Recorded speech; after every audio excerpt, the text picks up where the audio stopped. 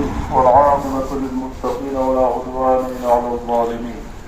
أشهد أن لا إله إلا الله وحده لا شريك له وأشهد أن محمدا عبده ورسوله أرسله بلغ الرسالة وأدى الأمانة ونصح الأمة وجاهد في الله حق جهاده حتى أتاه اليقين. وصلى الله تعالى وسلم على رسوله محمد وعلى آله وأصحابه أجمعين. أوصيكم عباد الله وإياي أولا بتقوى الله تعالى فاتقوه وأطيعوه إن الله مع الذين اتقوا والذين هم محسنون. أعوذ بالله من الشيطان الرجيم. بسم الله الرحمن الرحيم. يا أيها الذين آمنوا اتقوا الله ولتنظر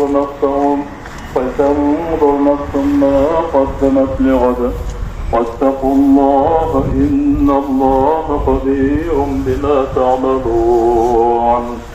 أجارني الله وإياكم من العذاب الأليم فغفر الله لي ولكم إنه هو الغفور الرحيم. الحمد لله رب العالمين والصلاة والسلام على رسول الله محمد وعلى آله وصحبه أجمعين. أوصيكم عباد الله وإياي أولا بتقوى الله تعالى فاتقوه وأطيعوه. اللهم اغفر للمؤمنين والمؤمنات والمسلمين والمسلمات ما بين المشارق والمغارب كلهم عامة آمين. اللهم أصلح ذات بين المسلمين.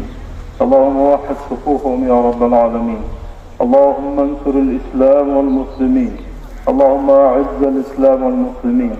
اللهم أيد الإسلام والمسلمين وخذل الكفار والمشركين. اللهم دمر اليهود الغاصبين وانصر إخواننا في فلسطين يا رب. اللهم أيدهم بنصرك. اللهم اكشف عنهم من الضر ما لا يكشف إلا أنت يا رب. اللهم دمر اليهود الغاصبين. اللهم أرنا فيهم عجائب قدرتك يا رب العالمين. إن الله وملائكته يصلون على النبي يا أيها الذين آمنوا صلوا عليه وسلموا تسليما.